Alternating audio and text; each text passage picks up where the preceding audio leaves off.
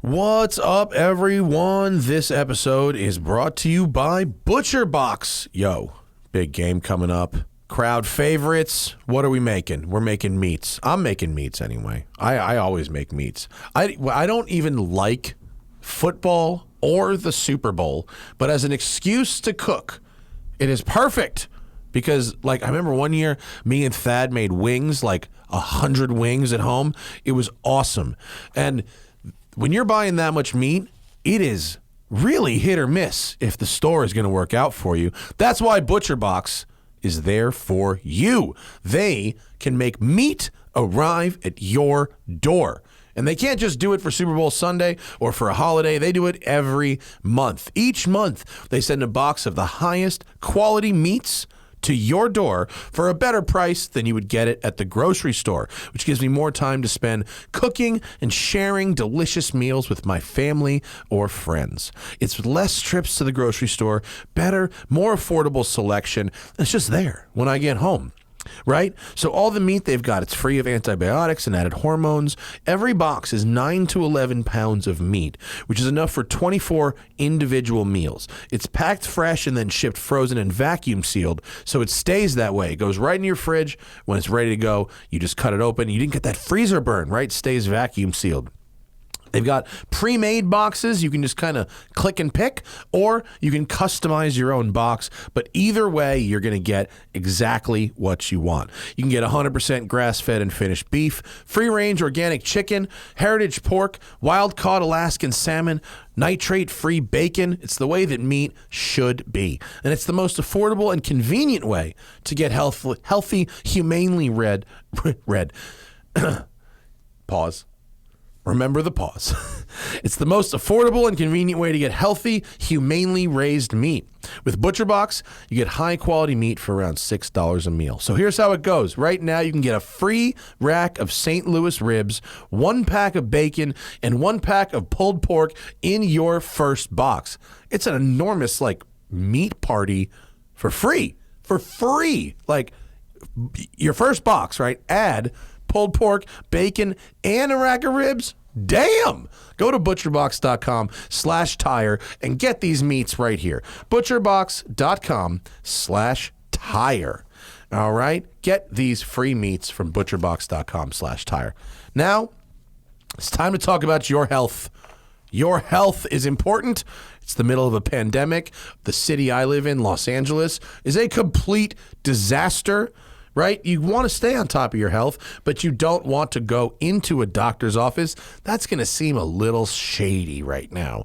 Lemonade Health is a virtual medical office providing you affordable health care without the need for insurance and without the need for going into a doctor's office. The medical team at Lemonade Health can treat anything from erectile dysfunction to anxiety, depression, insomnia, hair loss, high blood pressure, and more. I actually did use Lemonade to re-up my high blood pressure medication. And a couple of people in the last week's episode commented on the fact that I said that I smoke weed instead of taking medication, and that I also take medication. I was referring to mental medication. I smoke weed instead of taking the kind of medication your shrink would give you. That works. I take medication for blood pressure still. And I got it from Lemonade Health. I didn't have to go to my doctor's office. It was brilliant. Here's what they're doing, right? Lemonade is providing Smoking Tire listeners 50% off your first order of any ED medication. 50%, folks. Half price. Getting started is easy. Visit lemonadehealth.com. That's spelled lemon A-I-D. Not like the beverage, lemonade help, like lemonadehealth.com/tire. Fill out the online questionnaire and their medical team will review and get you medication fast. Delivery is fast, free, and comes in discreet packaging. Visit lemonadehealth.com/tire for 50% off your first order of ED medication at Lemonade Health. Yo, winter's here. It's time to start thinking about tires. It's time to start thinking about tires for the snow. It's also time to start thinking about tires for next spring, in case you got to back order something, in case you got to get it. And you're probably not thinking of Vredestein, but you should be. Why should you be thinking about Vredestein? Because they're the only global Tier 1 tire brand yet to be widely introduced to the U.S. until now. Vredestein was founded in the Netherlands in 1909. And one of my favorite thing about these tires, these Vredestein tires, is Giorgetto Giugiaro and Giugiaro Design does the sidewall design of these tires. And in fact, the tires that I got Vredestein to send young Zach for his M3 say Giugiaro Design on the sidewall, which I think is very cool because Giugiaro Design is responsible for some of the most beautiful and iconic cars of all time. So we got Zach the Vredestein Hypertrax, which is their ultra high performance tire, competes with the tires that I talk about on my show all the time, and they offer market leading wet weather performance, handling, braking, and hydroplaning for modern cars.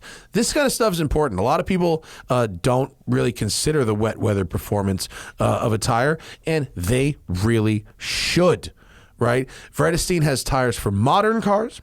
They've got tire for classic cars. They've got period correct styled sidewall tires for classic cars, and they've even got racing tires and modern high performance tires for new and classic race cars. I guess 80s and 90s is considered classics these days, and they've got tires, high performance tires for vehicles from the 80s and 90s as well. I mean, it's not, I don't want to say it's worth it just for the sidewall designs, because I would never buy a tire just for its sidewall design.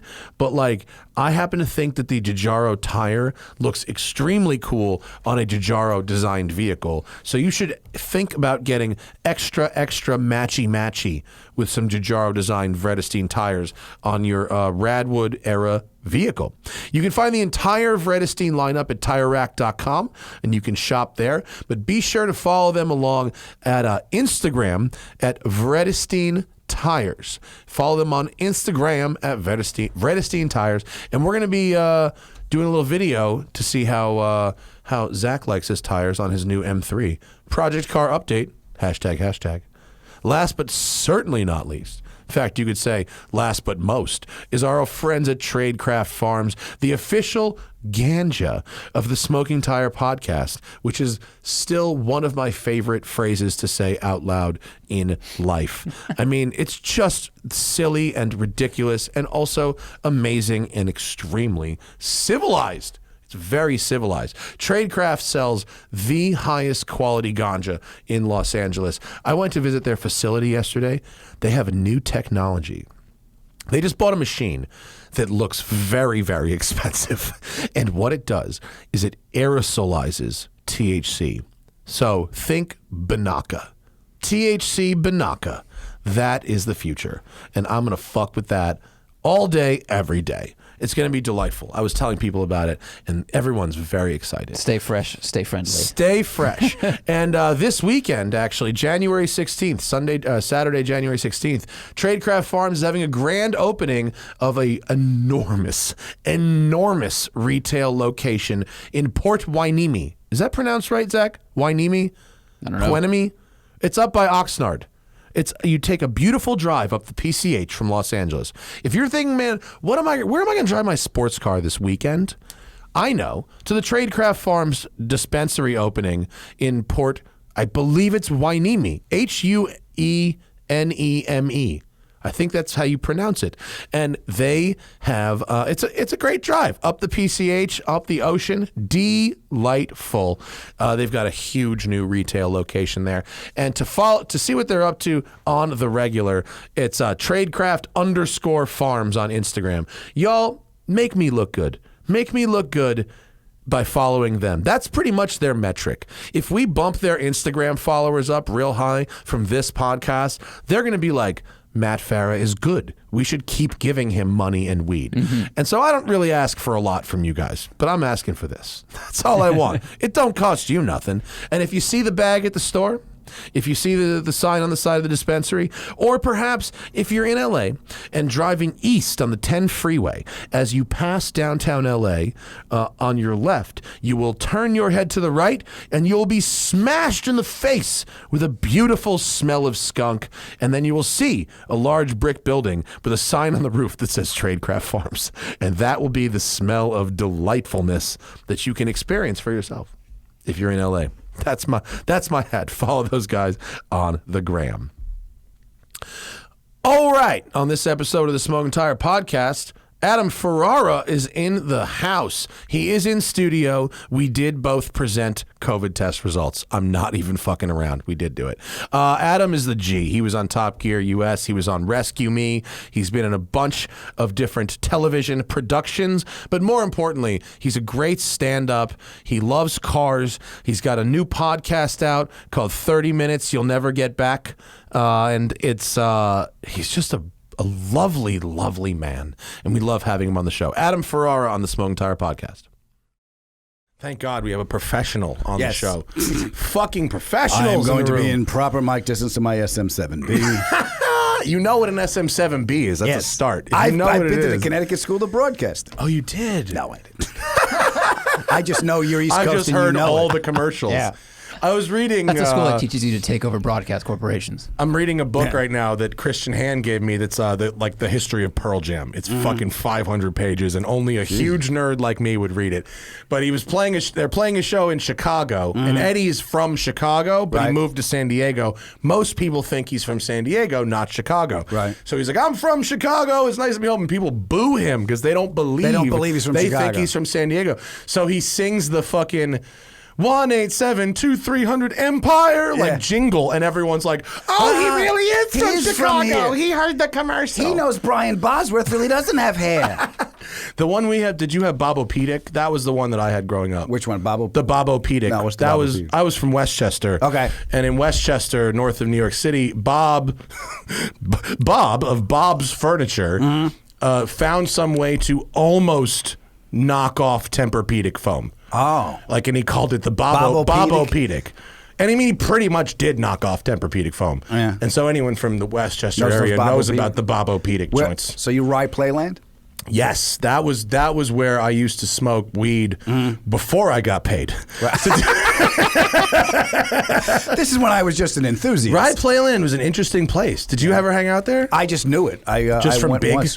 I knew it because my buddy Seth had his uncle lived up in Westchester, right by Ride Playland, and he had an old. I'm gonna say, it was a plastic nose vet, so it's got to be at least 74. Yeah. Well, 70, 70, really 73 plastic had nose. the 73 was the as last opposed to the nose.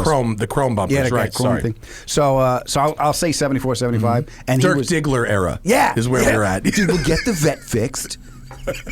My wife and I just bought a new house, and it's a mid-century home, right? And we're really excited. We're going to lean into the mid-century. We feel it. We're feeling it, right? And my friends just keep going, bro, you got to get like a C3 vet and just stick it out front. Yeah, absolutely. It looks like the fucking Colonel's house from Boogie Nights. It's amazing. You get an old C3 vet. You put it out front. I'm gonna buy you one of those copper roosters for your kitchen, dude. Bro, you and my wife need to hang out. Yeah. The guy who lived there before us had this 6-foot metal giraffe he took with him, and she's straight face. How much for the giraffe? Yeah. Listen, this is a deal breaker. Listen, we got a few items we got to work out here, but the giraffe would solve pretty much all of it.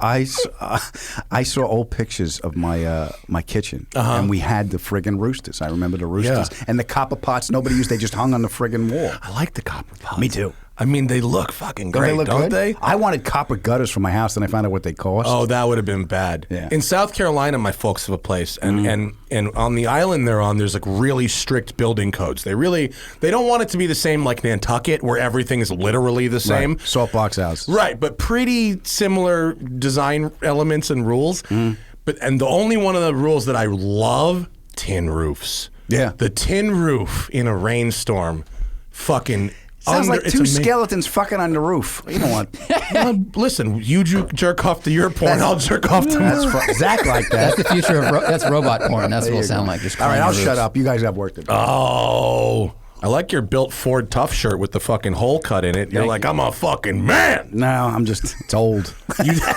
It's old. Listen, no fucking judgment from this crew. I mean, at least it's not pre-distressed. You know, the hole was there when you bought it. No, this was distressed. Distressed by you. Like that shirt right now with that hole in it and a Yeezy tag on the back is $500. At Fred Siegel. Do you follow the shoe market at all? Are you No, into you're shoes? a sneaker dude, aren't you? No, I'm not. No? Why was I... I thought you were a sneaker dude. No. Cats and watches. Cats and watches. You know why I don't like sneakers? Because you can literally wear the value out of them. Of course. Until they're worth nothing. Yeah, because Rut's a sneaker guy. Is he? Rut's, oh, yeah. Rut is love a him. huge sneaker guy. What a fucking excellent human Rutledge Wood Isn't is. he? In any way you can slice it. And that little fuck, too. That little fuck who can drive is a fine human being. I'll deny I said any The of little this. fuck who can drive can also fly now. And I know. I'm with trying to scam a fucking lift up to Big Bear. You know? I might be talking to him later today. He keeps give him a being like, ride. "Can you call me and we can go fly somewhere?" And then I get busy and don't. Right. Wait, the shoes though. Rut's into the shoes. Rut's a big sneaker guy. I gotta get him and really start talking about the shoes. People keep asking me why I'm not into shoes. Why? Because you can wear the value out of them. That's why. Yeah. Watches. But It's like do I you can have a pretty much- collector's mentality? not towards shoes. Right. In fact, I try to fucking bucket by like buying the new Jordans and then wearing them to the gym. Just to piss people off. Just because they're nice, comfortable shoes. Yeah. Completely what are you under- doing? Nothing. I want to just pump this up and watch you fucking get angry. Well, I found this company. Someone sent me the link. There's a company in China there that's knocking off the Back to the Future 2015 Air Mag, the power lacing shoes. Remember they sold them on an auction. They were going for fucking $20,000-$30,000. Yeah. And then you don't even wear them. They're display, you know. There's a company that knocked them off really good. Zach, look up Air Mag King on Instagram. Air Mag I'll King. plug this guy. I don't care if he's selling fake Nikes. I'll fucking plug this guy. The Air Mag King. Thaddeus found this guy because in Habibi, in Dubai, my boy lives in Dubai, and they have all kinds of fun shit over there. So check these fuckers out. They look legits. And those are knockoffs? They're fakes. Yeah. And basically you wire you basically wire these dudes. I talk to these guys on Instagram. Right. Considering the fact that they are selling fake Nikes, their sales team is shockingly responsive, upfront, and honest about their product. I mean, this looks like a high quality product. They're $1,500. They're not cheap. Yeah, it looks like it. They're fake, but expensive. Well, that's, we're getting to a point with watches now, too. You buy a fake, you can buy a fake Rolex that's $1,000 to $1,500 Right. and is completely indistinguishable from the real thing if you're not like a fucking expert with a loop. Yeah. You know what I mean? But these, I was kind of like, ooh, they're cool, but they're fakes, and fakes are bad. Yeah. But they're cool. Yeah, they are cool. They're cool, but they're fake. Would you fuck with those? No, not This is an ugly if you're shoe. going to go $1,500, how much are the real ones? I don't Like know. 30,000. Maybe Seriously. I'll go fake. I might go fake if I was in the market. No, the real ones, you have to be playing on another level to buy them. Let me ask you this: what makes that worth $30,000? The fact that they had a movie prop shoe from a future movie, a movie based in the future, Right. And then when they got to that date, Yeah. they made those shoes a reality in real life. That is cool. They also made a very small number of them, the shoes. All right, limited they number. also sold every pair individually at auction for charity. Okay. So the initial sale prices were all through the roof because every sale was a charity auction. And they'll make they you just- as happy when you buy them now as you were as a child when you watched the movie. If you're a shoe really what it collector, is. it's Taking the fucking all it's that the game data over. into consideration, It's the game over if you're a shoe collector. $45. Yeah, it's the I'll give you $45. That's it. But basically, when I interacted with the dude, I was like, "Listen, if I'm gonna buy the fakes, I'm just gonna wear them. Fuck it." Yeah. And the guy was like, "Listen, if you wear them, you're gonna break the light up thing and the power lace. They're not really meant to be worn. They're just okay. They're props." So Well, that's where he lost. Now $45. we tried to get from Need for Speed. Tanner bought the two Camaros. Tanner bought the 160, the Hero car. So he had the one that had the extra steering in it. Oh, the rear steer, so you could do like weird shit. Yeah, and the hydraulic e-brake, the I'm going to jail brake. Yes. Yeah. So which every sports car should have. he bought that one. Rut bought the knockoff one. So it Like did, the stunt car. Yeah, no dash, no heat, everything's ripped out. And I was supposed to get the gold GTO. Okay. So I forget we were on a mountain somewhere, Colorado, and Tanner's on the phone with the guy, and we all said, "Yeah, I want." He goes, "I'm buying this one." And Rut goes, "I want the other Camaro." I said, "I want the GT." He goes, "I'll make a call." He's like this, blah, blah, blah, blah, blah, blah, whatever the number was. I forget what it was. Yeah, I'm in. Rut goes, "I'm in." He goes, "They sold the GTO." Fuck. So he bought the Hero car. Rut bought the other car. Right at a nightmare. Oh, The thing stalled. The thing stalled going up on the car carrier to carry it to his house. Movie prop cars are the worst. I mean, Tanner got the best of the deal because it had to look good. Yeah. No, if you get a hero car, it's usually going to be like decent. You know, like there's, I don't know, like when Ford versus Ferrari came out. I don't know if it was the studio doing it as a promotion or if someone had privately owned them all, but folks were bringing out the Ford versus Ferrari prop cars, right? To some car shows and shit, and they fucking the first time they fooled me. The first time I saw one of those cars, I was like, "Oh shit, the heavy hitters are here!" Like, and then I was like, I looked at the interior and I'm like, "Oh wait, stop it." But I shit you not.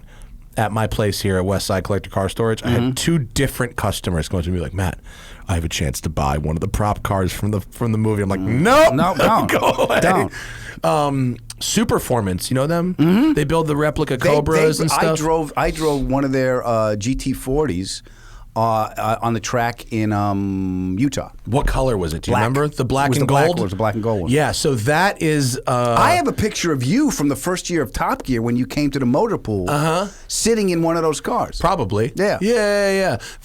I drove that same car and it was fun as fuck. It was great. They have a new car that they are just releasing that is, Zach, it's on my Instagram if you scroll back a couple weeks.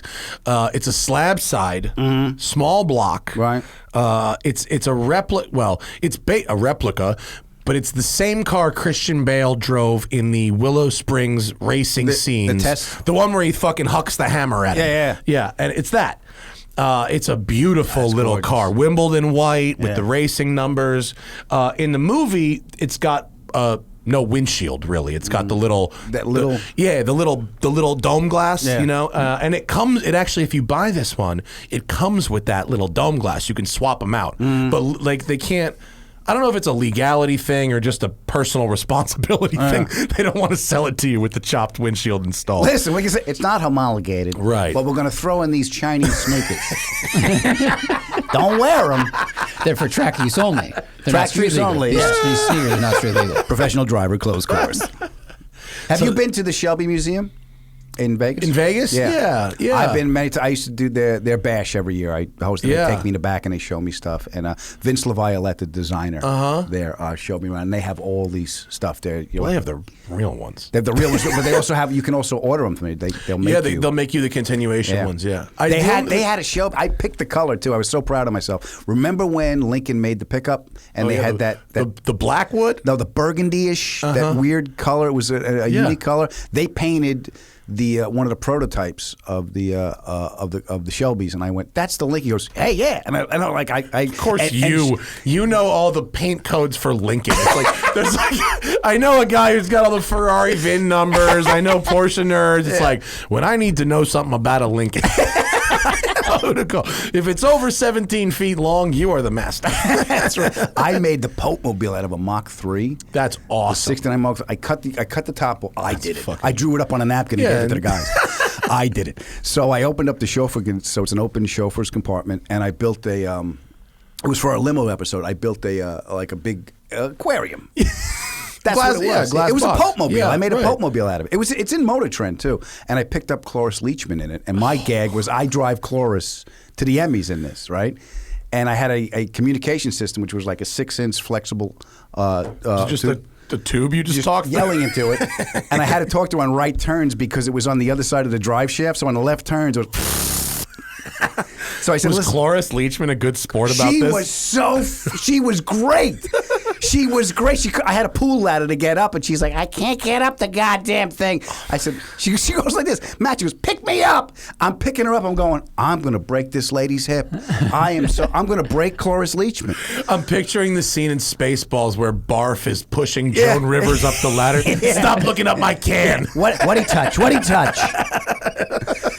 So I get her in there, and she's like, "What the fuck am I supposed to do?" And I said, "Just next right turn, just curse at me. Oh you know, my too. God. And she's I like, picture her getting like carbon monoxide poisoning through the fucking tube, just slowly. Cloris Leachman just slowly slumping away in Slumping this over. box. So in this she's death box. screaming at me, right? And I'm laughing, trying not to let. You'll see it on the show. We couldn't use the real stuff she was saying.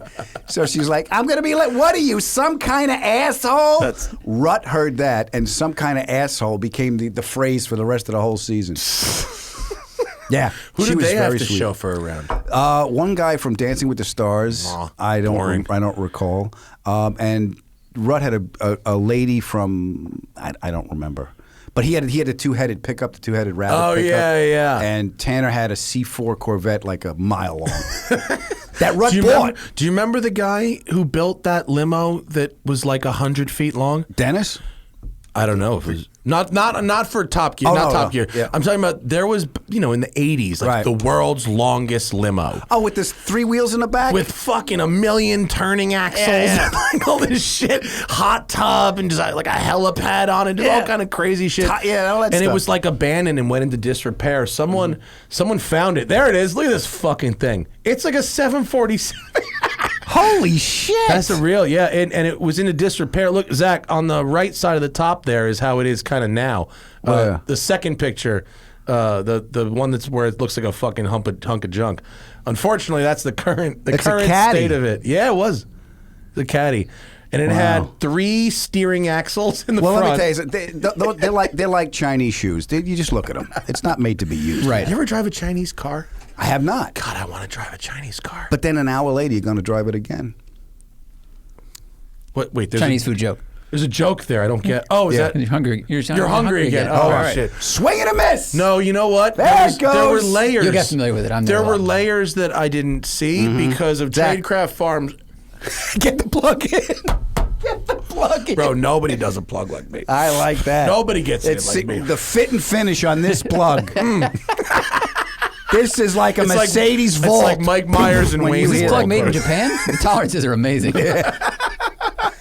And even in that photo, Zach, look at the F40. Wow. It's got a helicopter on the back. I told you it had a helipad on it. You thought I was I exaggerating. didn't know it had the it comes with the helicopter. Helicopter. Hot tub.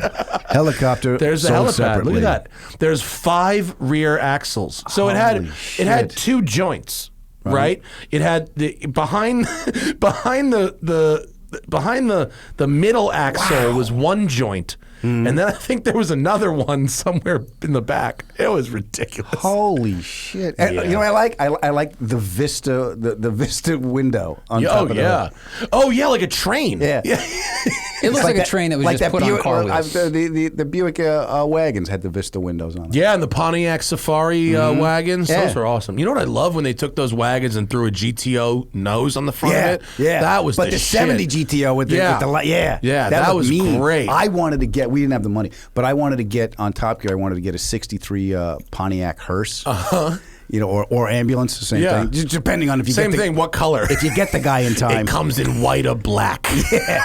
Is he alive? Send the white one. Can't every ambulance turn into a hearse if you just wait a little bit too long? Yeah, just kink the oxygen hose. wait This will 10 be minutes, over in a right, minute. yeah. So I wanted to get one of those because of the nose of it, you know. But we ended up getting 63 Hertz. Oh, with the GTO-esque nose right in the middle there, Yeah, Zach. the Look at stacked that. lights. Yeah, Yeah. I thought This one that's the JFK one. Yeah. The gray one is the JFK hearse. Yeah, that didn't end well. I don't think anything about JFK ended well. No. But yeah, I wanted to get one of those, and we ended up. I think I got a Lincoln. It looks fucking terrible when you proportions don't are paint really it that weird. matte gray. Yeah. Look, the matte gray works, but the regular old paint job with the Landau roof does not fucking It looks work. like a blonde kid who's wearing one of those really big beanies to hold his dreads. You know, you're like, aren't you a Pontiac? He's like, no, I'm an artist now. I don't know. Something tells me if that was a That- car, it would be a member of That's the a Aryan big top Nation. hat. That's a big top. That's a John Merrick hat. It's got That's a toupee, big head like a underneath. toupee on. Yeah. It's A more. It's Landau roof. Maury from Goodfellas. The wig guy. Maury's were there wigs. too many layers to that one? too? No. I like the gray. The gray Yeah. is good. It's really got a nice greenhouse. Yeah, I was. That's what I want. I forget what we were going to use it for, but I'm like, it's a big open. It's pillarless. Well, kind of not really, but Oh yeah, look at that one. It's really got a lot of usable space. We just watched. I just watched Cannonball Run the other day again. Obviously, we went to a drive-in and they showed Cannonball Run. these bleeds. What? These rosary bleeds? And I'll take those rosary bleeds. My wife had actually never seen it before, and she thought it was a funny movie. We got to the end of it, and she was like, "So, driving shithouse, that was okay in the 70s. That was just something you joked about. Was doing races across the country, just wasted." And I was like, I guess you did. I guess that was a normal thing. Dun, dun, dun. It's him. Here's one for you. Gab. Who wins the cannonball in the Cannonball That's a great Run? question. Right? Here's the plot point of the movie that doesn't matter at all. Was it Jackie Chan and the Subaru? No. Good guess. It wasn't Terry Bradshaw. No, it's not Terry Bradshaw. Adrienne Barbeau didn't make it. Adrienne Barbeau won. She did. Yeah. Adrienne Barbeau in the Countach actually wins in the Cannonball Run. I remember. You know she how got many people the I ticket. asked that to? Fucking no one remembers. No, I don't remember. I don't remember that. Because the last scene, I just all you remember is the just like, first rule of Italian driving: what's behind me is not important. Yeah. I love the fact that they tried to make Lancaster looked like Cairo for the Sheik, and they really don't fucking hide it at all. Jamie Farr is the Sheik. It's like, wow, that impression is really fucking there. Huh? I'm looking for a picture as I talk to you. Damn, that's okay. Go ahead. It's a radio show. It's a radio. They can't see you. What's your favorite car movie and most engaging car movie? Most engaging. What's the difference? My favorite is because it's a movie is Smokey and the Bandit. And my most engaging is Rendezvous. Did you ever see Rendezvous? Yeah. Okay. Yeah. But that so was more engaging is what, like can't take your eyes can't off take the your eyes screen? like the French Connection. Right. Okay. I mean, Rendezvous was fucking influential. Let's see. I think it's a little off the radar. Go ahead. I really like the movie Speed Zone. Okay. Do you remember that movie? Vaguely. Speed Zone would have been Cannonball Run 3. It's the Tokyo Drift of the Cannonball Run series, where they keep the basic premise going, but they reboot the entire cast. Okay. It's got John Candy, Eugene Levy, some people that went on to have very successful careers. Despite being in this. This isn't the one I'm thinking about. And it's the one where they skip the Countach across the lake. I saw that clip. I didn't know that was the film it was from. That's actually from the intro. The intro sequence to Speed Zone is better than the other two Cannonball Run. I saw it all in the trailer. It's a Countach car chase on dirt, so it's fucking super drifty and awesome. And then there's this little scene of like grandpa teaching his kid to skip rocks at the lake. It's like chirpy birds, and you got to skip it like this, son. And then it's like it's one of the greatest practical effects I can remember from the movie. That's like Smokey the Bandit. Don't hit the kids! Don't hit the kids! Yes. That was a stunt woman that was driving. That Burt Reynolds told this on an interview, and she went off. She lost it. It was her first time doing it. Can she do it? Yeah, she can do it. And she panicked. Too much throttle. I've done that many times. Too much throttle. and like whiskey throttled it, basically? Oh, Jesus. Have you met my friend Sarah Trimble, stunt driver Sarah? I know the name. I've never met her. She's the best. Yeah. And not only is she a great stunt driver, she did all the interior decoration here. And she has taste. That's a hobby. She has really good taste. It's lovely. She was showing me some little iPhone clips. She was just on a commercial in San Francisco where they were doing the thing they do where they jump cars down the San Francisco fucking Lombard thing. Street? It wasn't Lombard, but it's like the street where they did Bullet or whatever, and they're jumping some fucking BMW. Okay. And so they actually had ramps built, because you can't really do it without ramps. Yeah. And she's like, it's real scary because you have about 100 feet, 150 feet total of run up, and you need to go exactly 37 miles an hour. Do they peg that? Not 39. And she said there was no like rev limiter or anything. Nothing. She said you have to go exactly. Not enough. Not enough. The jump's not as good. Too much, and you fucking endo and smash the whole car. And it seemed hard. Yeah, hard and you stressful. put a peg on. I was talking to Tanner. We had one thing, season 3 or season 4. I had this idea in a production meeting about jumping the shark. You know, because like, well, everyone's afraid that the show's going to jump the shark. I said, so let's open season 1. Let's actually jump a shark. Yeah. What do you mean? Get a Worked great out white. really well for Happy Days. Yeah. Get a great white. We just 3 cars. Pick a car you want. We'll all jump the shark. And In a tank? Yeah, get a tank. Whatever. Just a great white in a tank. This is when they go like this. This is when you know, like, This is television, baby. This was the production meetings like this. Is he done? Yes. Adam, we don't have the money. But you know, over on the other side of the pond, when Jeremy Clarkson says, "Okay, well, there's 3 different sharks at 3 different price points. If we want this one, it's only going to be 100,000 quid. No problem. Bring them all. We'll decide on the day. Book it." Fucking guy. This is the only show anybody watches on the BBC. I don't watch a lot of cable TV. Right. And I don't watch a lot of even streaming TV, but one place I do watch TV is on my lunch break when I'm here. I just sit and find some old TV clips on YouTube, and I just watched a Jeremy Clarkson's Motor World from the 80s, before Top Gear, and it was his segment on Monaco. Okay. So he takes this little boat to Monaco.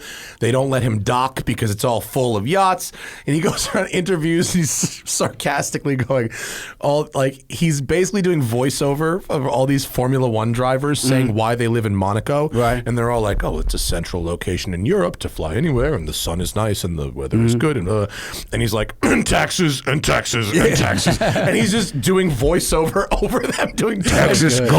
Gold digging women with weak moral fiber. Finally, like, I forget if it was Kiki Rosberg or like one of the drivers finally, and he's like, and the real answer is taxes. And then there's like end segment. Yeah, there you go. What is this? What are we looking at top? This is a photo of Adam. Wait, who's this? That's the Sheik. Oh, fuck me, it is. Yeah. Oh my God, he got old like humans do. Yeah, like humans do. He's definitely a senior citizen, and he's not wearing a dish dash, and he doesn't have a beard. No. That is Jamie Farr. How about that? It was a great. So we're sitting there. I forget. I met him. May I take a picture? And I asked him. I said, "Could I ask you a question?" He's MASH was wonderful. I said, "I don't care about you in a dress. I care about you in the car." And he's like, and he went like this. He's like, "Thank you so much. Everyone asks about friggin' MASH. No one ever asked me about Cannonball Run." But that was another Hal Needham. Yes. Another Hal Needham production. I met Hal Needham. And tell me. I said 4 words to him. All I said was, I'm a huge Cannonball Run fan, and thank you for your work. And he was just like, oh, thanks, man. He didn't give a shit, but he was very nice. Oh, that's great. Yeah. I had the Hal Needham stunt set when I was a kid. What is that? What? No. Oh, it was a place that when you were a kid. It was that. And I think when you were a kid and when I was a kid. I had Super Mario Brothers when I was a kid. Okay. Well, what time period are we talking about? I've been around a bit longer than you. And yet, my hair compared to yours. Right. Fuck. There's the Hal Needham stunt set. Oh, wow. The Hal Needham stunt set. I bet my wife knows all about this because she was in the toy industry for 15 years. This is probably the thing. My wife just bought me for Christmas the Evel Knievel stunt cycle. I bet that's I just know what that is, and I bet a mint one is real dollars. Well, that was the thing we were talking about collectors. I don't have the collector thing. Like I opened it up. I saved everything because you got to save the package and stuff. Yeah. And I wanted to play with it. And no, you can't play with it. Why? It's a toy. We can afford this. Yeah, like, I want to. Don't walk in those shoes. My wife's dream toy is called a Smarty Bird. Apparently, it's very rare. And you can find them once in a while on the internet for a lot of money, and they almost never function. She said finding it's a Jaguar. That's it. 1964 Smarty Bird. But she said they are almost never functional properly. They're really, really hard to find. But what do they do? They just I don't even really know what they do. I don't really know, honestly. But I have alerts set out for when they come up for sale. But it's really hard to find. Well, here's the thing. What do they do? You could tell this, honey, this is perfectly work. Right. We don't know what it does. It doesn't matter. It doesn't work anyway. She knows what it does. I just don't. I don't even know really what makes it her favorite. How much could it do? It was built in 64. You know? Yeah, I mean, so how much tech can be in there? Not that much, right? But you know, I mean, Hannah's got some weird fucking toys. I mean, she worked at my wife worked at Mattel for like 12 years. Wow. So she's got like toys all over the fucking house. Some of which are really rare and valuable, but like I don't even know what I'm looking at. Yeah. She's got like Star Wars shit and wrestling shit and all kind of stuff. But that's her dream toy. I don't know. I've never heard of it. Yeah, but for me, the stunt cycle would be the the ultimate like toy. Yeah, you can see downstairs from me. I've got Back to the Future shit. That's what I love that. Yeah, yeah. It was, I have are we a allowed to Flex talk about the capacitor. cars? What, that are in the shop? Yeah. Yeah, in a general sense. Yeah, of course. Yeah. It was great. You took me in the basement. It was like when they took me in the basement of the Peterson. I'm sure you've been. Did they show I got you some free storage from them for a while. Did they show you the old DTS, the Pope Mobile from Mexico? Oh, yeah. So I asked. I said, "Can I sit?" And he goes, "Listen, the last guy who said Didn't make it. he got tuberculosis. You can take the chance." I said, "I'm not sitting there." When I went down there, because my Countach is in there. And so when I went over there, I've been a bunch of times. I'm contemplating calling them and asking for my car back. Because well, no one can go in the fucking museum. Right. I'm happy to lend them the car if people are going to see it. Right. It's closed. Right. My car's in a jail. Okay. I can't get out. I just want to drive it. All right. But it's like if it looked like they were going to open sometime soon, I wouldn't say anything. But I don't think it's going to happen. What year is your Countach? 88. It's good. But I went in the basement, and I really, for some reason, wanted to poke around Saddam Hussein's car. I don't know why. I just felt... So I asked my boy who worked there, and he's like, yeah, sure. So we found some, there was a lot of sand in there.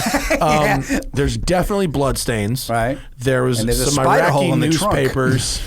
And we found some cassettes, and they were like metal. Like it was like White Snake.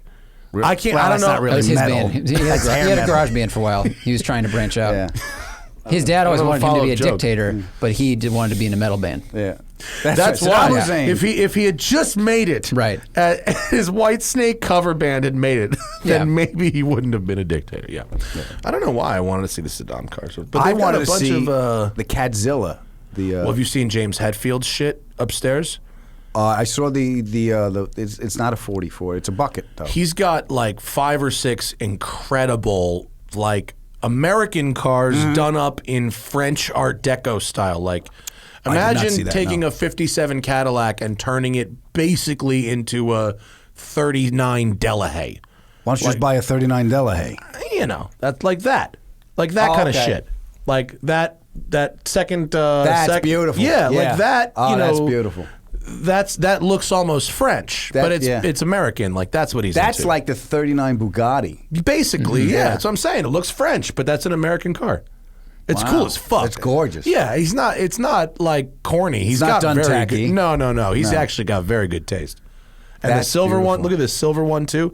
Like that's an American car that looks like a fucking That's a- Delage or something like I'm that. a Dick Tracy villain.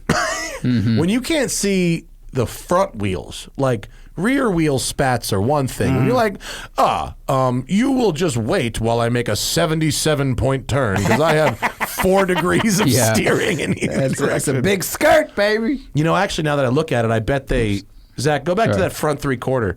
I bet they take off. See, there's it looks kind of like a seam. I bet you take off a section there to actually drive it. Yeah, you could. I don't think And then could. you install that. It would still look dope, even with that section off. Somewhere there's like a country club where this and the world's longest limo can just drive, and it's the runway from Fast and Furious. It's the Nardo ring. Because you can't turn. That thing, you take those off. It's like that was the one thing about the new Bronco, and I just saw my first one in a while. I'm very excited about it. The new Bronco? Yeah. You saw one on the street? I saw one in the street. Really? Yeah. Must be a development vehicle. You can Still take early. you can take the doors off. Yeah. And you can put them in the back, so you don't have to leave them at the trailhead. Yeah. I'm excited about the Bronco. I am too. It's like a modular car. You can build this. You can. We just had the Defender, the new Defender. Yeah. It was awesome. Motor Trend's car of the year. Is it? Yeah. That's not surprising. It's really nice. Yeah. I drove it up a fucking this hill that I use, to test off-road shit, faster than anything I've ever driven up that hill. Yeah. How does it? I mean, it's got this some FJ notes in the back, like. My wife said that last night. Yeah. She came in the garage and she goes, "That looks like an FJ." Yeah. I think it's because of the blockiness of it, and then the also roundiness of the back. Yeah. and the white roof. Yeah. You can make it look less like an FJ with different color combinations. Yeah. But yeah, she said the same Because thing. I was looking, and I was like, "This is great. This is another car I can't see out of." Because I can't see out of freaking FJ. You can't get the if you get that spare tire on the back. Yeah. Then it blocks the whole rear window. Yeah. It's kind of dumb. Yeah, that one I can't see out But of. it looks shitty without it. Yeah, it's like it's missing something. I like the. Oh, that one's beautiful. What's that white one? That 92. What? You like those, the old ones? Yeah, I like the old ones. Yeah, you know, I don't Then understand how years- anyone who's got a left arm likes a defender. If you don't put the window down, your arm just can't even move. Yeah, that's like so we go across country, right? We did an episode. We drive across the country, and we all fought over the McLaren because of the suspension. Yeah, we had to do supercars across the country, was what it was. So we're in a production meeting, and we fight over cars occasionally. We fought over the McCore, the XR4 Ti. We fought over the Grand That's the only National. time that sentence has ever been spoken. Yeah, we fought over we the did. McCore. We were doing some show. Only you and an weird episode divorce. of Judge Judy. Yes. Sorry. Yep. You were there 3 seconds before me. Yeah, we fought over that. We fought over the Grand National. We fought. There was a couple other ones, but one of them was going across country. We all wanted the McLaren. What were the other choices? I forget what we had, but I ended up with a Viper because it was an American. Holy shit, that's rough. I'm deaf. Yeah. I'm deaf because the Yeah. side pipe dumps right by your head. Yeah. But And also, how tall are you? 5'10". Be honest. But did you have to do the duck? No, I was okay. Because in the Viper, you got that bubble roof, Yeah. right? But the windshield isn't Yeah, that there's high. that it's like an extra extended on the visor. Right, You're like, right. wait It's a like minute. wearing a top hat. So Yeah. you can technically fit, but can you see? Nah. These are different. Look, you want everything? These are Chinese shoes. They're not made for being worn, Farrah. What do you want for $1,500? Fucking, can you run that callback directly into the ground?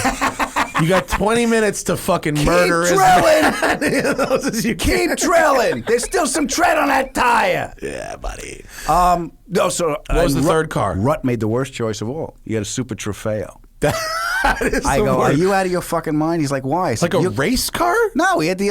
It's a Superleggera. Oh, with a Superleggera. fin. Yeah. It's a Superleggera. No, with that's a fin. terrible. Changed the name. For raised the price. cross-country driving at his height. Not only his height, but that dead man pedal. There's no left leg. There's no left pedal. That was my quibble. I did my first the Gallardo. The first my first time I did 180 in a Superleggera. But that I was driving around for 3 days, was shooting with this thing, and my left leg is going numb because there's no place for it Did to you go. have to have someone work on your hip flexor afterwards? That's what I have to do The after hip driving flexor? supercars. I got to get a fucking elbow to the hip flexor. For real. It's like part of the regimen, bro. Stay still, Matt. This is for your own good. Yeah, some fucking meatheads got to get that full weight in Well, there. that's why I was because they gave me the Hurricane when I went to we did Germany, so I had the new Hurricane. And my quibble with the Superleggera, one was the pedal box was so small. Two was the paddle hit the left paddle hit the directional stalk. Oh. So they changed it now. The directional stalk on the Hurricanes on the it's on the steering wheel now. Yeah, like a Smart. motorcycle. And the I used the launch control in the Superleggera. I thought I dropped the transmission and lost a kidney. It kicks hard. Fucking violent.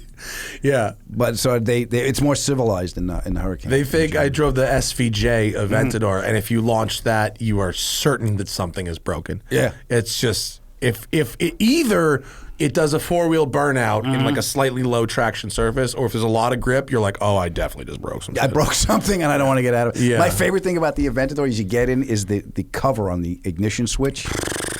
You know, that was I great. get the theater in an Aventador that Yeah. you put this fighter pilot thing in. Sure.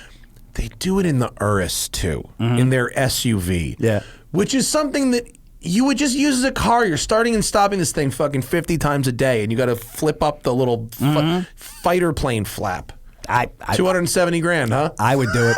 I'd do it. I like the Urus. I like when you're. I like I the understand Urus. there's a little bit of theater. It's Lamborghini. Oh, I know. Lamborghini's The Urus that- is an Audi, though. Yeah. Well, it's a Lamborghini that works. True, but you don't want I want to not shit on them because Go their ahead. cars tend to work. No, the that's modern what I'm saying. Lambos Yes. do work. They do. The sports cars work pretty good too. Now, the yeah. Huracans do. Yeah. Guess what? My fucking car works. My God bless 88 you. works. All you have to do is drive it. Most Yeah. people are so afraid to drive them that they sit and then the seals rot and then they don't work. Yeah. But if you drive them and you go, well, the odometer's going up and that means maybe My value's going maybe down. one day my value's going down, except your service bills are also down. Yeah. So it nets out. Like if I'm gonna Well, also, save why- money on service and lose money on resale, okay. Yeah. I'm good with that. Yeah. That's fine. Why are you buying the car? Are you buying drive it. Yeah, you're buying it to drive it. You know? And display it at the Peterson for nobody.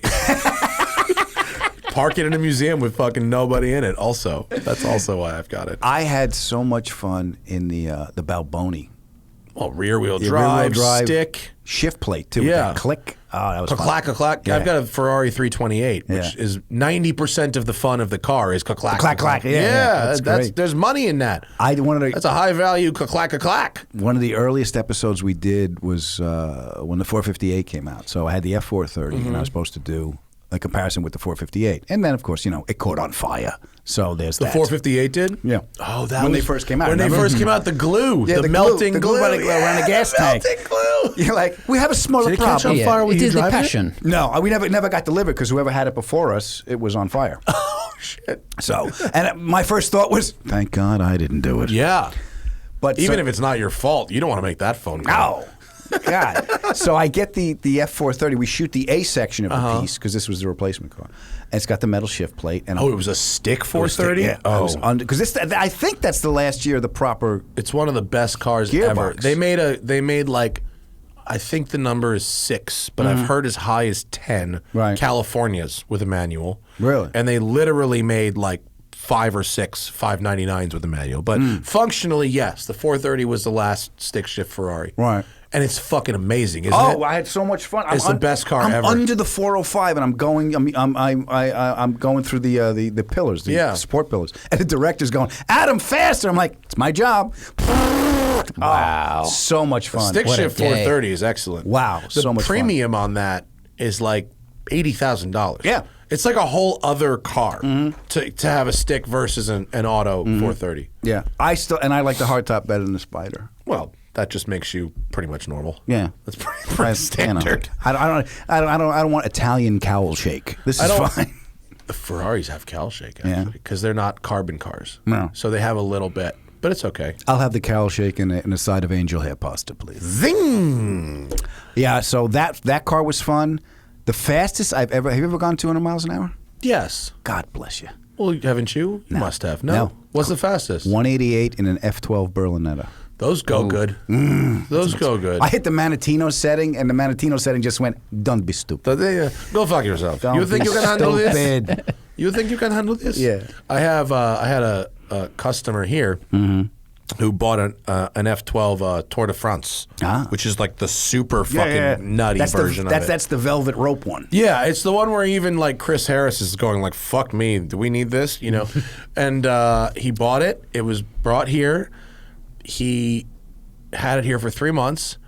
He drove it 0 times. He came to visit it once, look at it, and then sold it.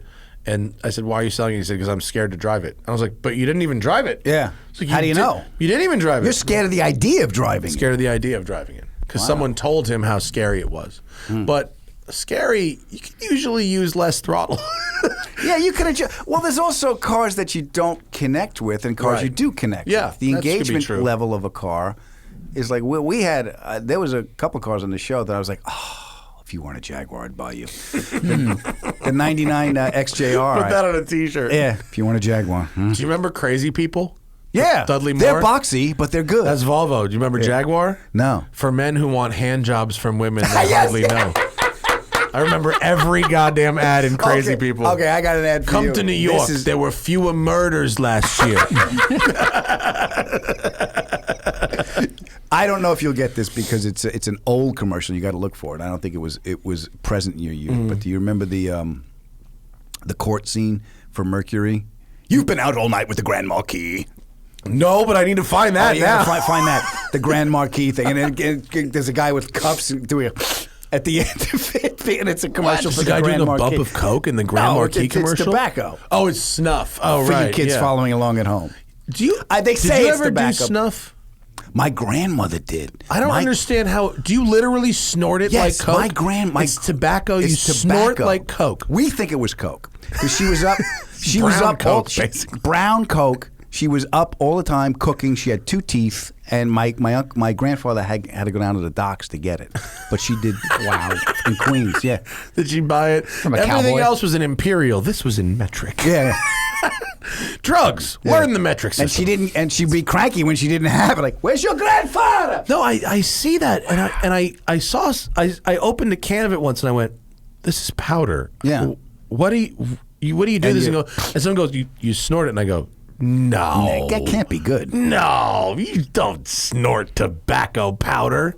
But you do? But you do. They did. They did, yeah. Yeah. They used to have lumps of sugar in the 20s was candy. That was your after dinner mint. Here, lick this lump of sugar. Well, they still have rock candy. Rock Yeah. candy's a thing, right? That's a Yeah. lump of sugar. Yeah, it's on a stick. It's on a stick, And it yeah. looks like you took it out of a quarry somewhere. Yeah, it's pretty lumps of sugar. Yeah, and then they put food coloring on it. Yeah. But the snuff, that was also back when it was like, would you like an aperitif? It's heroin. You're like, That's aperitif is heroin? no, but back in like the 1800s, you could just buy whatever, like Yeah, you Mama's could buy, Little like, Helper, but heroin you could cough buy- you'd medicine sip and it. shit, It was, yeah. it was codeine. Yeah. Wow. Do you remember? Did you ever Yeah. see Tombstone? That movie? Yes, I did. Like one of the guy's wives is like always just whacked out on this stuff. And they just sell it. The snake oil salesman would sell it. Get the absinthe, and you get the heroin, Yeah. and then you get the pervitin. Pervitin. What's is- Pervitin? Yeah. Pervitin is what the Nazis used to give to the soldiers, and Hitler was on it too. So it had to be was speed. meth. It was meth. Yeah. It was meth. They were creating a super army of meth heads, basically. But they would also put They it were in like, these chocolate. soldiers can march further than ever before. Yeah, they have no It was teeth. fucking crazy. It almost made you feel bad for some of the Nazis that were given basically You know, speed now death that I think sentences. about it, I don't. I don't. I don't. That's why I said almost. That's know. why I threw in the Yeah, almost. not good. But they were putting it in chocolate there and selling it like to at CVS. It was like the whole country. It was part of their productivity like movement. Yeah. Oh, yeah? Before it kind of turned into the whole army thing. It was like we're gonna do the most work and here's these chocolates and everyone was just hopped And then up everyone on was like, Pervitin. this work. is really fun to fuck on. Yeah. Everyone started a band. Stay still, Helen. It's going down. Stay still, Helen. We're almost home. Like You Martin, sked it a little bit. Martin You just Lawrence sked it. in Bad Boys, if I can call it his wife. Yeah. I get no quality time. See the That's how you drive. From now on, that's how you drive. That was very good.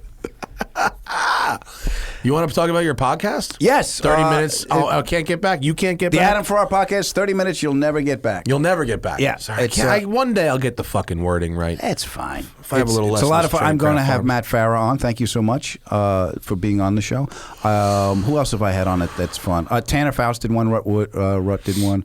What other car guys did I have? Oh, I have an Don't episode. leave it to car guys. You got comics, Oh, actors. yeah, Jay Leno, Yeah. Nathan Lane. Don't leave it to car guys. You got Jay Leno. Okay.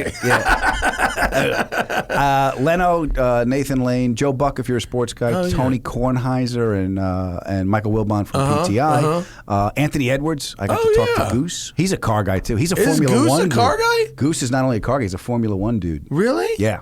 I don't want to be a dick. Does he still act much? Hey, he's I told you I don't watch much TV. What's he in right now? Is he in something? I'm not sure what he's working on now. When I spoke to him, he was flying. He was learning how to fly like that. Like that short fuck. That little Like that fella. little guy. That little shit Tanner Faust. You know, if we were shooting our tuner car show, Sorted, out in the desert, and he went to go leave. He was wrapped for the day, and we were like packing up our shit. You know, he flew to the track. Yeah. And he fucking buzzed the tower like fucking Maverick. Yeah, dude. He he's- looped it around and buzzed the tower. It was G as fuck. I was like, oh, you're a badass. He goes. So I call him up. I said, "Well, come on up." I said, "He's in Orange County." I said, "Come on up. We'll have some dinner." He goes, "All right, yeah, I'll fly up. Pick me up at the airport." I go, "You don't file a flight plan. Get in the fucking car. We'll have a burger and we'll laugh." File a flight plan. What the fuck are you doing? He can't even sit in like 10 minutes of traffic anymore. Stop it. Well, he always drove on the show. Here's the deal, Matt. We ate together. We ate every meal together. We had breakfast together in the hotel, lunch together on set, and then we chose to have dinner together because we were family. Yeah, and you're in the middle of nowhere. What the fuck else you gonna And do? that's it. So it's all of us together, and Tanner always drove because I get us lost, and Rut drives too slow. And if Tanner's not driving, he gets car sick. Yes, he does. He's not a great passenger. No, he's not a great passenger, and he can't sing or dance. So we got him. He'll drive us to the airport. So we're coming down Pikes Peak. We're daylight dependent. So we just did the last shot at Magic Hour. We got to make a flight. We're in a minivan. I get altitude sickness. We're going down the mountain in the minivan. He's on the rev limiter. He's throwing me back and forth. I'm throwing up out of the side of the minivan. Oh. And he's like, "You want me to pull over?" I go, "Nah, just keep making lefts. If I throw up on the right, it'll come back in the truck." So we're just heaving It's a caravan. and heaving. It must have been a caravan sport.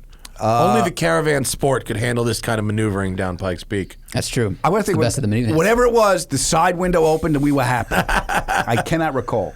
Did you paint the outside? Yeah, Quelimane.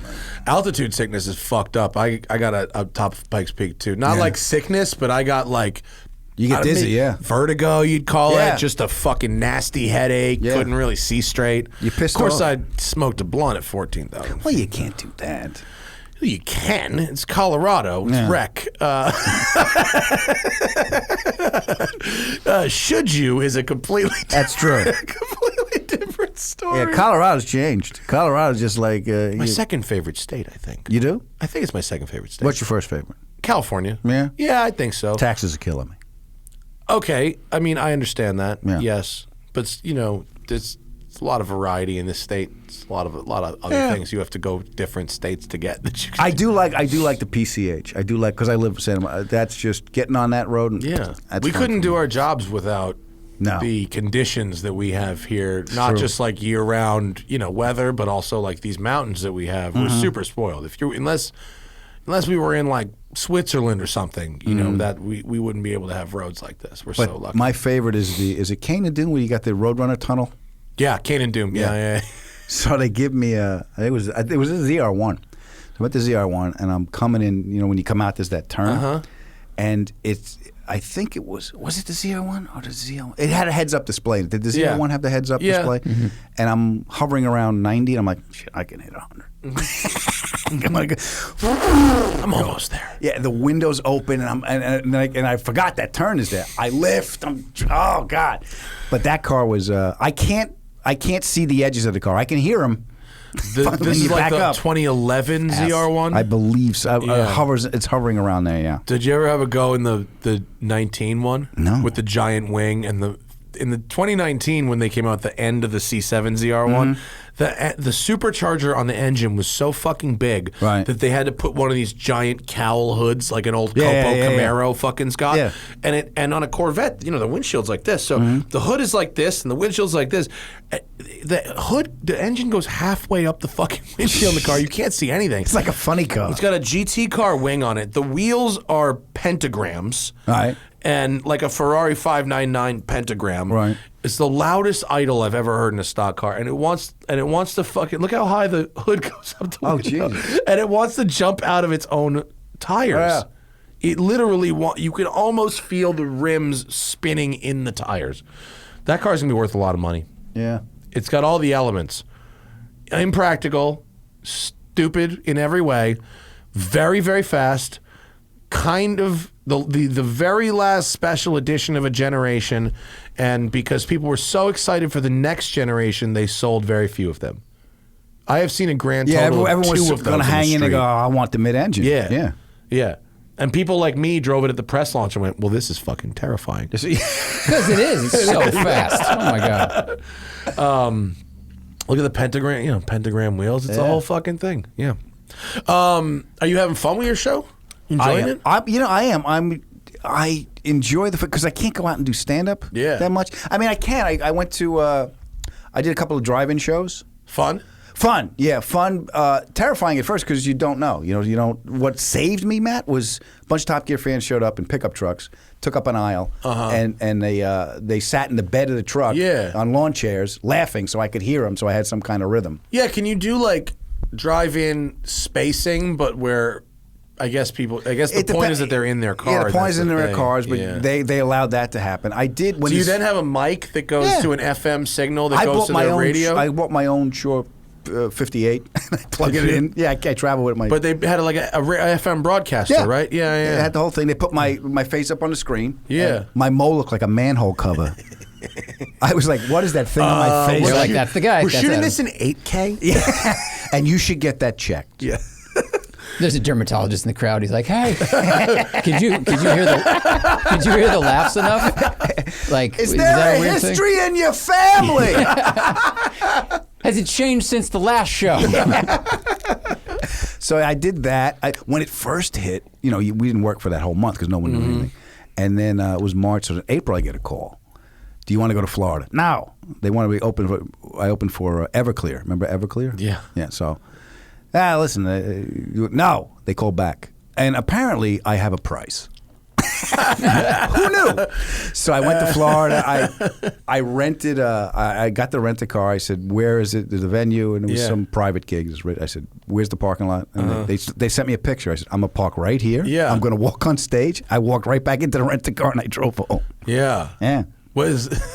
Do you open for musicians a lot? Terrible gig. It's the worst gig you can That's get. a hard gig. Nobody right? wants to see you. Yeah. See, the only thing that saved me is this was a private gig, so the guy asked for me. Yeah. You know, if you just show up, you're just annoying. Yeah. You know, you're just Well, if the guy writing the check asked for you. The guy writing the check asked for me, so they knew I was going to be there. So that's the only thing that saved me. I want Adam Ferrara and fucking Everclear. All right, fine. My birth. What do you want for your birthday, Bob? Yeah. Does Everclear do House of Pain songs also? Dude, I don't. Did you stick around? Because does he do What It's Like into Jump Around? Because that would be some transition. Yeah, he does that. You know what song he's got that makes me cry? Is Father of Mine. He wrote about his stepfather. Do you mean that's not the Everclear song Father of Mine? Mm-hmm. Yeah, Everclear, Father of Mine. I think you. Wait, did you say? Confused. You said Everclear. Yeah. Mm-hmm. Art You're Alexakis thinking- Everclear. you're Oh thinking man, I Everlast. thought Yeah. Everlast. Yeah. What an I asshole I am. was like, you're doing House of Pain. No fucking Everclear. I'm so sorry. You know what you got to do? You stink. don't stink. Just make a Chinese shoe call back. You'll be fine. Very good. So I got to do that. But doing the podcast, I got you get to talk. I could talk to Nathan Was Lane. Everclear cool? So awesome. Yeah, it was really cool. Yeah. Alex was really cool. I saw them in an airport, and I was like, I know you're Everclear, but I'm gonna keep fucking walking. Yeah. He's got a good show on Alt Nation on Sirius XM. Yeah. He plays Art Alexakis plays Yeah. good music on his radio show. Is Nathan Lane fun? He was so sweet, so much fun. I never thought that I could get him. I got him through Andrea Martin.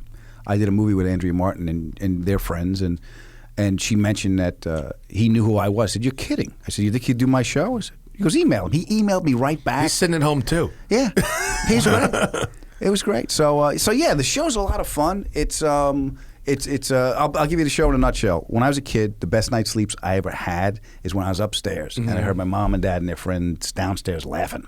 So that's the feeling I wanted to get. So the show opens with me, my wife, my friends. We talk about a topic for about 10 minutes. Then we cut to a one-on-one interview I do with a celebrity or somebody cool or someone I want to talk to. And then, like any good group of friends, we talk about them when they leave. Right. So then we cut back, and I do another 10 minutes on what we just heard. On commenting on this is good. Yeah. And now I need to listen to some follow-up. And I thank you, because you're going to do an episode for me. Yeah, so I yeah, no appreciate problem. it. My pleasure. Yeah. I can't. And then actually my wife will like that. She'll just fast forward to the end when you talk about it. Once I'm Right. gone. Yeah. Ask him about the busy bee bird. One of my wife's horrible fears in life is people talking about her when she's not around. So I constantly, if she leaves the room, she's like, "What are you guys going to talk about?" You. Oh, she's got that? Yeah. I got that. Yeah.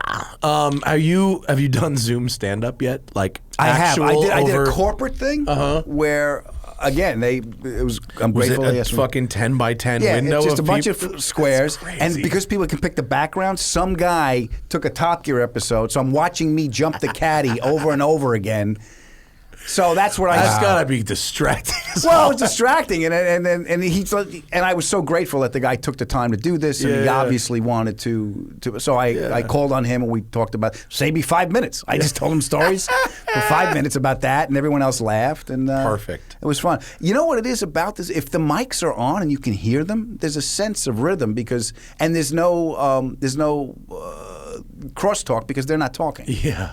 So it's just enough for me to get my timing, and it works. Or you have to be like, all right, everybody turn off your auto muting so I can hear you laughing. That'd be in the weird, right? background, If you were speaking to the Yeah, if silent you're talking to void. nobody, and then Ooh. you're just seeing people like either laughing or having a stroke. You won't be able to discern. Yeah. For in April for my wife's birthday, she loves magicians, and we got her. We did She's a done Magic Zoom Castle? magician. We've been to Magic Castle, yeah, and we've been to all different kind of stuff. I've had private magicians come to the house for stuff, and so we did a Zoom magician. How's that?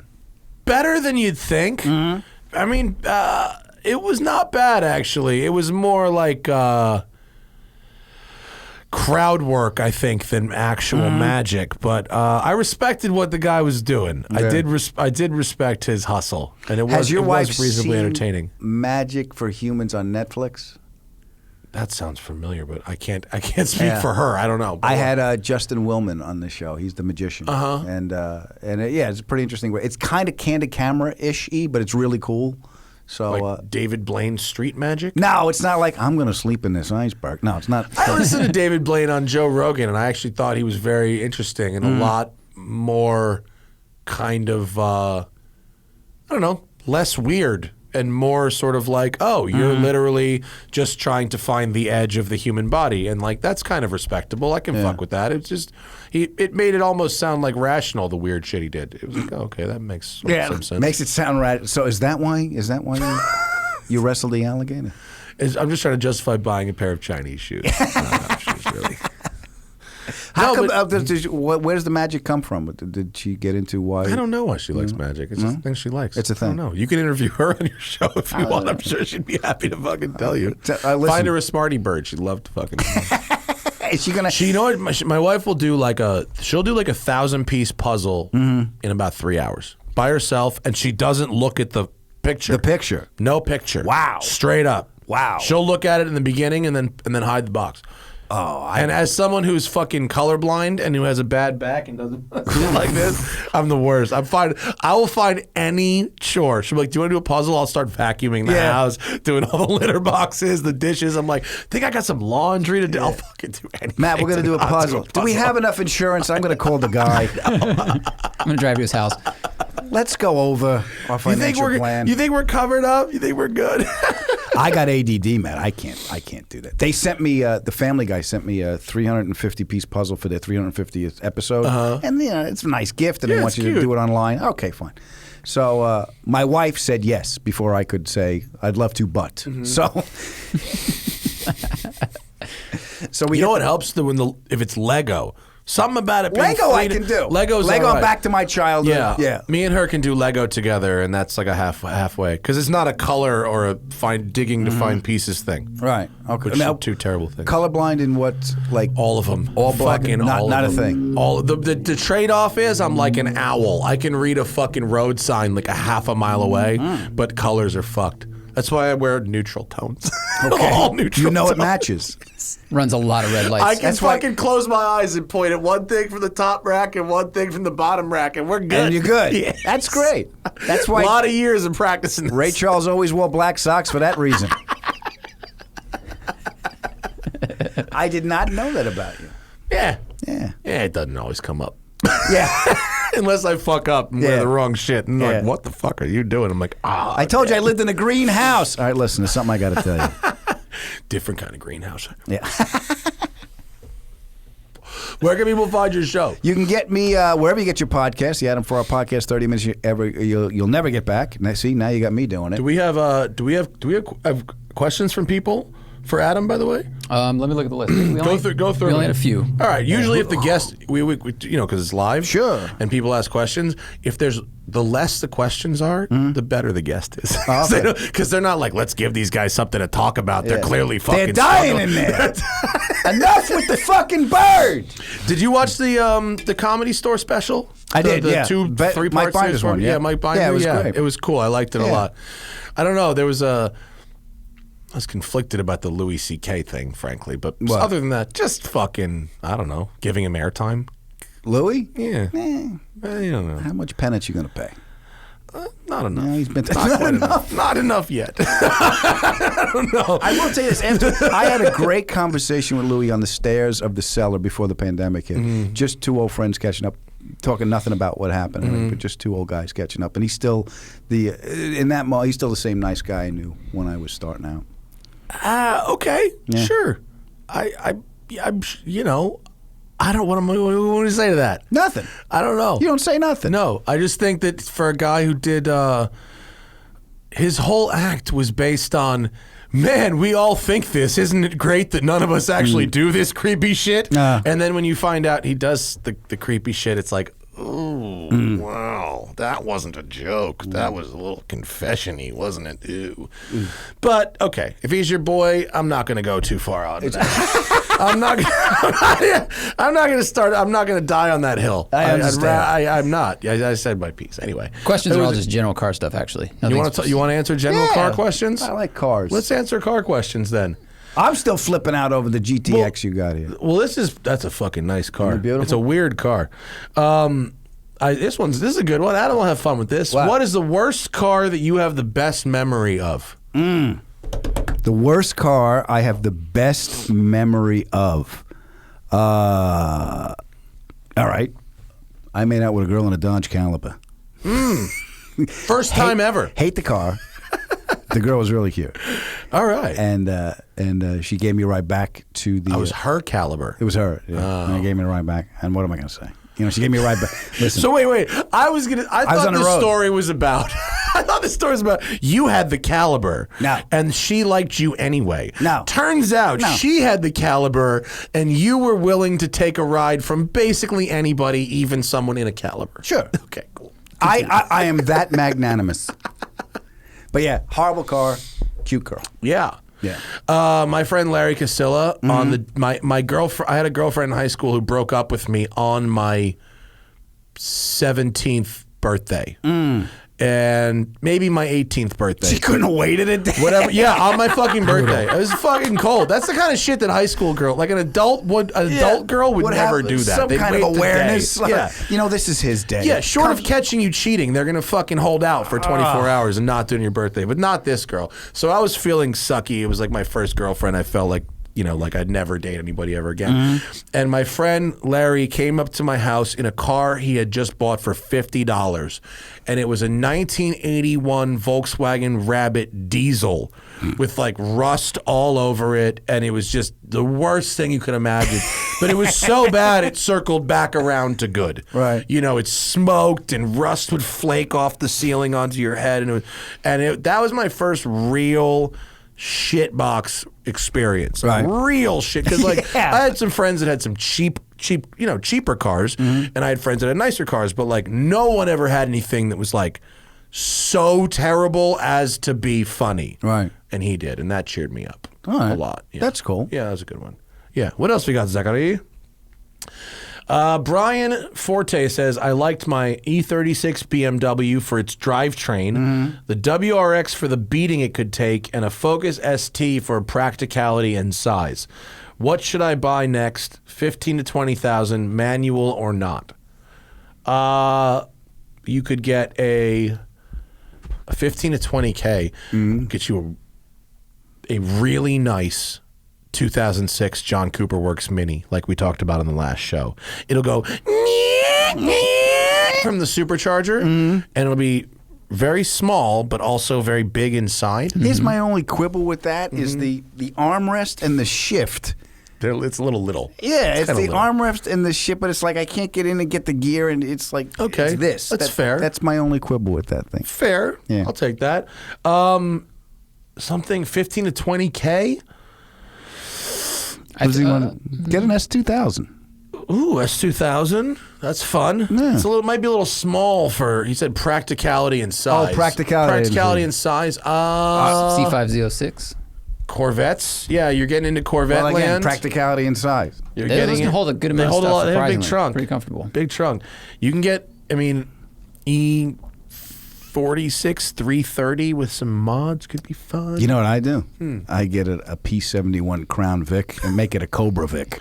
You know, are correct. that is the not a thing to terrible do. plan. And with that kind of money, you could do that. That is Yeah. the thing to do. It's definitely doable.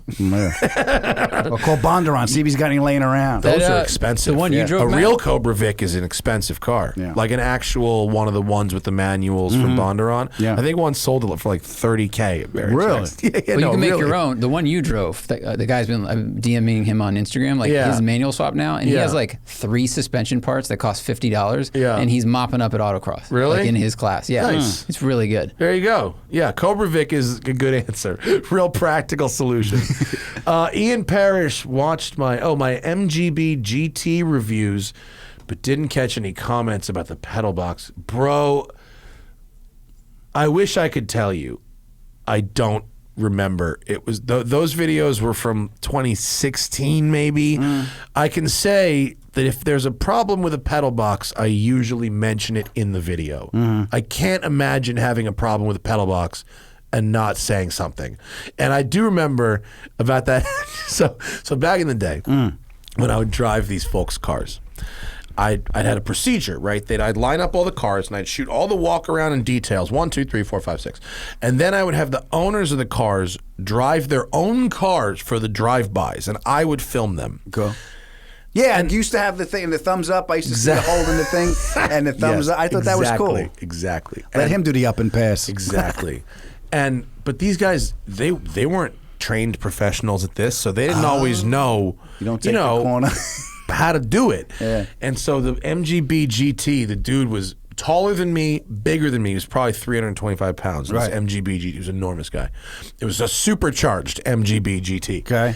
And so when he came by me hot as fucking hell, screaming, and he's, usually when they get 50 or 100 yards, they let off. Yeah. But this guy stayed. He stayed in it? And I just went. You could hear it in my video. I went, oh no.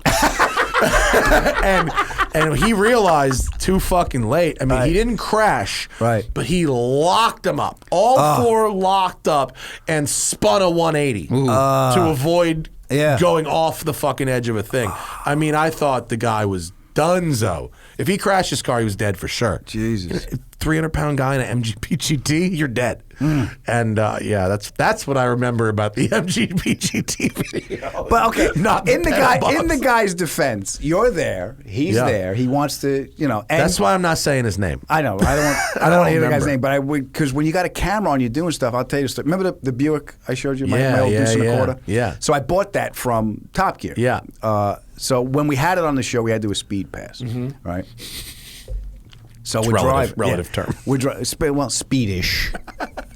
A loud pass, really. We'll call this a speed pass. You just do the best you can do. So Don't you overreach now. Yeah, I'm in the thing, and I'm 80, 70 miles an hour. All of a sudden, it's shaking. So it's shaking. I'm talking to the camera. I'm doing what I got to do. I passed Tanner. I beat his speed, whatever. I went, yes! And I'm doing my comments to the camera. And then I realized I have drum brakes. And I gotta slow this thing down. And the cameraman is right there. And that's a big girl. That Deuce and a Quarter is a big girl. She don't move on a dime. Yeah, I bet you get a wheel hop too. Oh, wheel hop, then flat spot on a tire. This was a calamity coming to a stop. I'm downshifting. I'm like Fred Flintstone dragging my feet. Yeah, on the column. Smashing the column up. That's when I realized. You dive out of the way? There's no e-brake. So. No pedal? No nothing. Wait, how do we even get there? We got there because going fast and then having to do two things at once. Dangerous drive-bys. Right. Cody. Can I just say hi to Jeremy? That's very nice of you. Jeremy, thank you. I really enjoyed the Honeydew Podcast is Ryan Sickler, and I did that again, and he's a good friend, and that's a great show, so I want to thank Jeremy. All right, Jeremy, thank you. And thanks for your donation. Cody says, I just purchased we should tell Adam about about Cleve Meredith. Because we were talking about the experiences with shooting. After I answer this, what was that other question? Cody says, he bought a business. I bought an HPDE business called Apex Driving Academy in Dallas.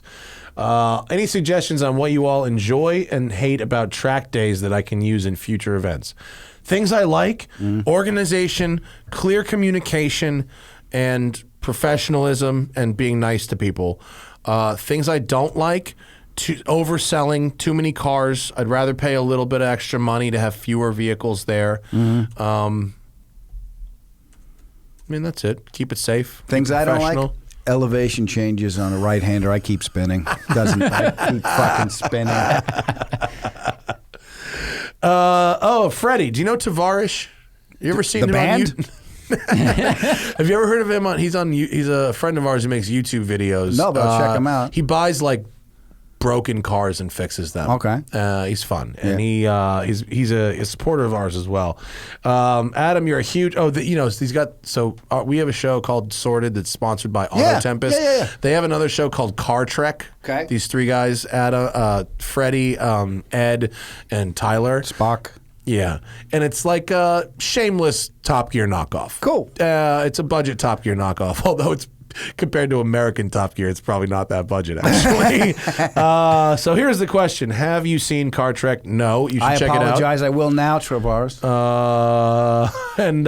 Well, I'll send him a link, Freddie, so he can check it out. Yes, I will check it out. And Tavares, I hope you have as much fun as we did, because it was time They of my have life. fun. They buy terrible cars and fucking kill them, too. Yeah. We do it too, and then we got to convince Tanner to drive it. This is a piece of shit. That's the point. Yeah, that's kind of the problem with Sorted, because we're driving people's nice cars and we're trying to not break them because they're people's personal cars. Wow, we did a drag race at the L.A. River, cleverly disguised as a drainage ditch.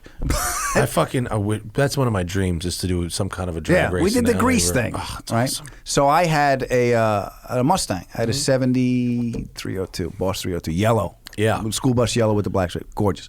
So they brought these personal cars down. Yeah. And the guys want you to get on them. He's like, dump that car, you get on it, run that bitch. And I'm like, I don't want to, no. You talking about the director or the No, owner the guy, of the car? The owner of the car. Drive it hard. I'm like, Jesus, I don't want to hurt this thing. I'm like, have you seen this show? I break shit. I don't want to break these people's cars either, Yeah. and that's the problem. That's the difference with a lot of the Top Gear cars and fucking Car Trek. They buy broken shit and break it more. Right. I'm driving someone's like nice, clean, shiny thing. I'm not trying to break it. I'm going to check out Carnage sells, unfortunately, for someone who's not doing Carnage in this show. We need a new show with some Carnage. I have like pieces of. I've taken pieces of all the cars. I'm like a serial killer taking trophies. This is the ponytail. I'd fuck me. This is her left ear. So I have. This is the Buick's I'd shift headlight. fourth. Is that 3 on the tree? Are you about to deuce and a quarter? It puts the carnauba wax on its paint, or else it gets. It puts the car in neutral. Pulls it That's funny. That's funny. Thanks for coming down, man. Good to see you, my and friend. an Alexis LS400, no fucking less. Yeah, Amazing. My Blacked out, murdered out. first year LS400. Yep, Eurolights. I gave it a chin. Did you ever see what the fuck was the movie that Adam Carolla made about Which one? the comic? Is it called, not called Comedian, but it's something like that. Remember that movie? It was a movie about a comedian whose career is kind of fucking past its prime. Right. And he's driving an LS4. LS400? Yeah, and he told me he scouted that car perfectly for that role. Rode hard? Rode hard. Rode hard. That was it. Yeah, rode hard. He drives a LS400 and rode hard. I fucking love LS400s so much. Yeah. They're going to run great forever. That's car. a tank. I did the timing belt. That's pretty much all you got to do. That's not a Top Gear car, is it? No. Okay. No, I bought that. That's just a legit. We had one on the show. Rutt had one. I forget what the episode. And I wanted the cover because I showed you guys when I pulled in.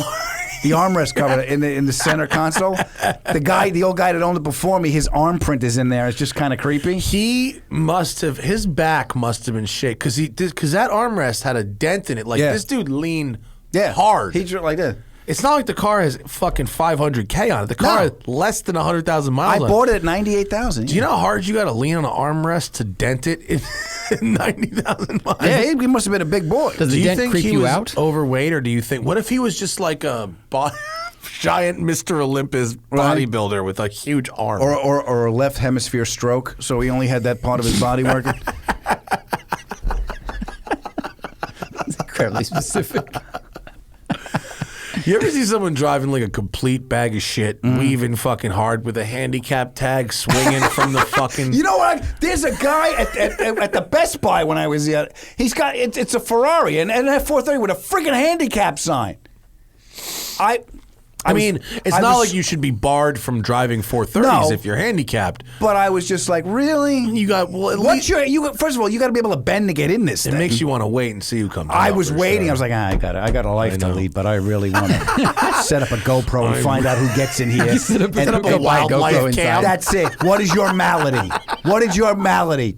Did you take this out of your mother's Aztec? 10-1. They've got an emotional support animal that's not a dog. This This is my emotional support duck. Thank you. Look, I have on the planes. They're cutting back on the I planes. know. All right. Thank God. There was emotional. It has to be a... Wait, they're cutting back on the dogs, or they're cutting back on the non-dogs? Emotional support animals in general. Okay. On a plane. which I'm pretty grateful for. This is my emotional support python. Listen. If It you also if you provides back if you have support trouble sometimes. in public without your dog, maybe air travel's not your thing. Maybe this is going to be too much. Maybe 100 milligrams of indica instead of the dog. Where would they get those from, Matt? Tradecraft Farms. Thank you. Official ganja. This entire podcast. Well done. Thank you for that bump and set. Yeah. Excellent. The 30 minutes you'll never get back? The Adam Ferrara Podcast, 30 minutes you'll never get back. I don't know when this drops, but... Available where you get podcasts Wherever and you at get your adamferrara.com. Is that your dog? That's my dog. It's a quality dog. That's my dog. It's a quality dog. That's my dog. It's a good dog. I'll fuck with a dog like that. I got to get you some WCCS swag on the way out. Thank you, little baby. coffee mug action, something. I would like that very much. And That's the it. place is beautiful. Best of luck to you. Thanks, dude. This is great. And thank you for having me on. I would say that if you ever run out of space, to call me. But all your cars that are probably like 37 feet long, I don't even know if they'll fit in the dog. Honestly, we got to do this in the quarter downstairs. I showed you. I saw it. That thing is mint. Gorgeous. It's mint. Mm-hmm. Thanks for listening, folks. I hope you all have a fantastic rest of your day. Oh, and Adam, thank you for our Frank Stevenson signed poster. Yeah, that's MP4 12C concept rendering. I think that is probably a stairwell. I think that needs to go in the white section of the stairwell. Mm-hmm. Perfect. Yeah. We will be back. Do we have another show this week, Zach? We have Johnny next week. We got Johnny on Monday. I might try to get Michael back. I feel like we should redo the Michael show. I feel bad about that. Thank you for everyone who donated. And and Brent, just to throw it in at the end, the 03 RSX Type S, if it is in good shape, is a lovely car. Oh, and B Duppy, would I buy another Fiesta ST? Only if it was like brand fucking new. Other than that, probably not, because they get the shit beats out of them. Yes. Ask me why I know. Guy who beat the shit out of his Fiesta ST before selling it. Zachary, make them go away. I think that's how I'm going to start ending shows. There you go. Make them leave. Banished from my kingdom. Bye.